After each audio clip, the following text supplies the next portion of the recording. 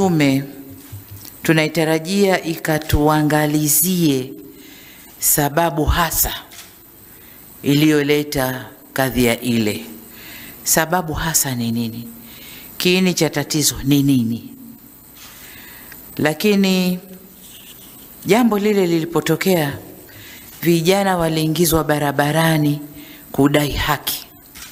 Tunataka kujua haki gani ambao vijana hawa wameikosa, na kwa umoja wao waliingia barabarani kuidai haki hiyo.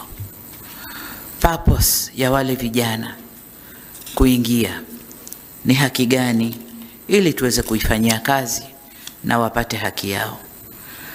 Lakini jengine, tunapofanya hii kazi, hebu twende tukaangalie matamshi ya vyama vya upinzani.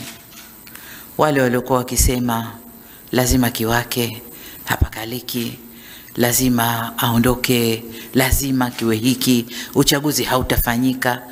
Kitu gani hasa kilichowaletea kufanya vile? Lakini katika kufanya hivyo, tuangalie uhusiano wa hicho chama na tume yetu ya uchaguzi. Uhusiano wao ulikuwaje katika kipindi hicho mpaka ikawapelekea waseme maneno yale. Lakini jingine, tuangalie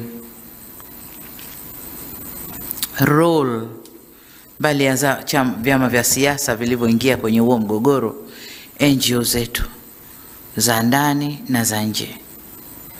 Tunaambiwa kwamba vijana wale walioingia kudai haki walilipwa fedha kwanza ndio wakaingia barabarani, na wengi wao waliingia barabarani kuendana na hizo fedha walizopewa. Je, fedha zilitoka wapi? Zilitoka wapi? Kwa hiyo haya tukaangalie NGO za ndani na nje wamechangia nini kwenye mambo haya.